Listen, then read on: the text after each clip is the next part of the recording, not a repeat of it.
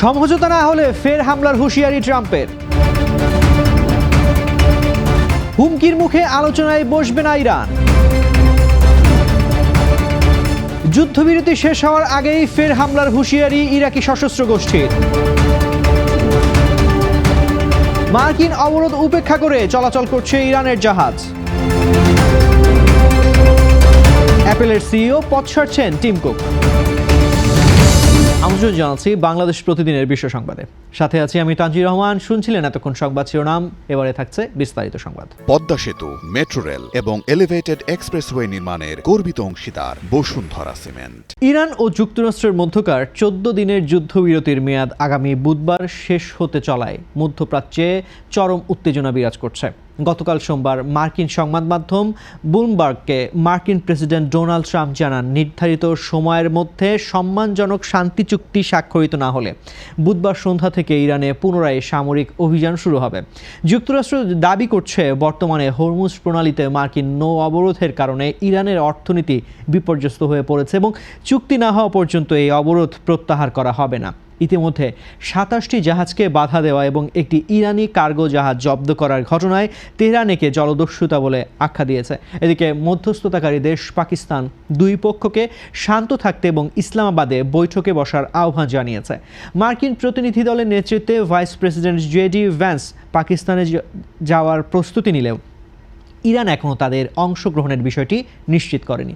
পাকিস্তান সরকার সতর্ক করেছে, ট্রাম্পের কঠোর বাগাড়ম্বর আলোচনা প্রক্রিয়াকে ক্ষতিগ্রস্ত করতে পারে। মূলত আগামী 48 ঘন্টার কূটনৈতিক তৎপরতার ওপরই নির্ভর করছে মধ্যপ্রাচ্য কি দীর্ঘস্থায়ী সংঘাতের পথে হাঁটবে নাকি কোনো সমঝোতায় পৌঁছাবে।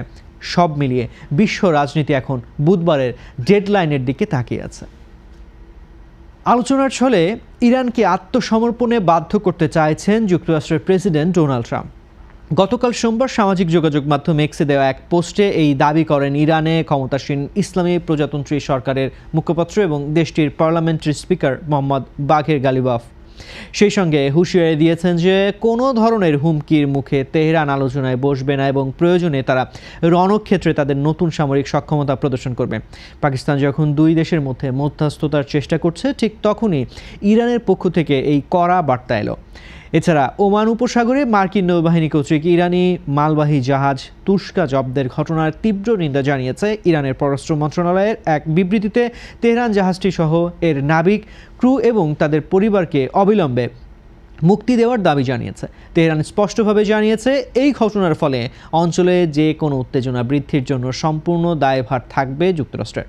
বর্তমানে মার্কিন অবরোধ চললেও তেহরান পাল্টা ব্যবস্থা হিসেবে বিশ্ববাজারের গুরুত্বপূর্ণ হরমুজ প্রণালী বন্ধ রেখেছে, যার ফলে জ্বালানি তেলের দাম আকাশচুম্বী হয়েছে। যুদ্ধবিরতির মেয়াদ শেষ হওয়ার আগেই নতুন করে হামলা শুরুর ঘোষণা দিয়েছে ইরাকের সশস্ত্র গোষ্ঠী সারায়া আউলিয়া আল দাম। গোষ্ঠীটির কমান্ডার আবু মাহাদি আল জাফারি এক টেলিগ্রাম বার্তায় জানিয়েছেন, তাদের যোদ্ধারা দখলদার শক্তির বিরুদ্ধে সামরিক অভিযান পুনরায় শুরু করতে সম্পূর্ণ প্রস্তুত এবং আসন্ন দিনগুলোতে এই হামলার মাত্রা ও তীব্রতা আগের চেয়ে কয়েক গুণ বৃদ্ধি করা হবে। ইতিমধ্যে তারা ইরাক সহ পার্শ্ববর্তী অঞ্চলে 200টিরও বেশি অভিযান পরিচালনার দাবি করেছে, যা আগামী 22 এপ্রিল যুদ্ধবিরতির চূড়ান্ত সময়সীমা পার হওয়ার আগেই বড় ধরনের সংঘাতের ইঙ্গিত দিচ্ছে। বিশ্লেষকদের মতে, একদিকে ট্রাম্পের কঠোর আলটিমেটাম এবং অন্যদিকে ইরাকি প্রক্সি গোষ্ঠীগুলোর এই অবস্থান চলমান কূটনৈতিক ও শান্তি আলোচনার প্রচেষ্টাকে গভীর সংকটে ফেলেছে। যুক্তরাষ্ট্রের কঠোর নৌ অবরোধ ও কড়া নজরদারি উপেক্ষা করে হরমুজ প্রণালী অতিক্রম করছে ইরানের পতাকাবাহী জাহাজ গুজা 2। ইরানের আধা সরকারি বার্তা সংস্থা তাসনিম নিউজ জানিয়েছে, জাহাজটি বর্তমানে প্রণালীর গুরুত্বপূর্ণ অংশ সফলভাবে পার হচ্ছে। এই মালবাহী জাহাজটির বন্দর আব্বাসের শহীদ রাজাই বন্দর থেকে যাত্রা শুরু করে ভারতের কান্দোলা বন্দরের দিকে যাচ্ছে। সামুদ্রিক ট্র্যাকিং সংস্থা মেরিন ট্রাফিকের ডেটা থেকে জাহাজটির বর্তমানে হরমুজ প্রণালীতে অবস্থানের সত্যতা পাওয়া গেছে। মেরিন ট্রাফিকের তথ্য অনুযায়ী জাহাজটি ভারতের উদ্দেশ্যে এগিয়ে যাচ্ছে, যা যুক্তরাষ্ট্রের কঠোর অবরোধের মুখে এক বড় চ্যালেঞ্জ। গত 22 ঘন্টায় হরমুজ প্রণালী দিয়ে মাত্র 3টি জাহাজ চলাচল করেছে, যার মধ্যে ইরানে এই জাহাজটি অন্যতম। এই সময়ে ব্রিটিশ নিষেধাজ্ঞার অধীনে থাকা ন্যারো নামের একটি তেলের ট্যাঙ্কারও পারস্য উপসাগর ত্যাগ করেছে বলে জানা গেছে। ডোনাল্ড ট্রাম্প যখন দাবি করছেন যে মার্কিন অবরোধ ইরান পুরোপুরি ধ্বংস হচ্ছে, ঠিক তখনই জাহাজটির চলাচল নতুন গুঞ্জন তৈরি করেছে। টেক জায়ান্ট অ্যাপল তাদের পরবর্তী সিইও হিসেবে হার্ডওয়্যার ইঞ্জিনিয়ারিং বিভাগের প্রধান জন টার্নার্সকে মনোনীত করেছে। দীর্ঘ ১৩ বছর সফলভাবে নেতৃত্ব দেওয়ার পর বর্তমানে সিইও টিম কুক আগামী ১ সেপ্টেম্বর দায়িত্ব হস্তান্তর করবেন। ২০০১ সাল থেকে অ্যাপলের প্রোডাক্ট ডিজাইন টিমে কাজ করছেন জন টার্নার্স। সিইও পদ সারলেও অ্যাপেলের এক্সিকিউটিভ চেয়ারম্যান হিসেবে কোম্পানিতে যুক্ত থাকবেন টিম কুক। ৫০ বছর বয়সী টার্নার্স বর্তমানে আইফোন, আইপ্যাড ও ম্যাক কম্পিউটারের মতো গুরুত্বপূর্ণ হার্ডওয়্যার বিভাগের দায়িত্বে আছেন।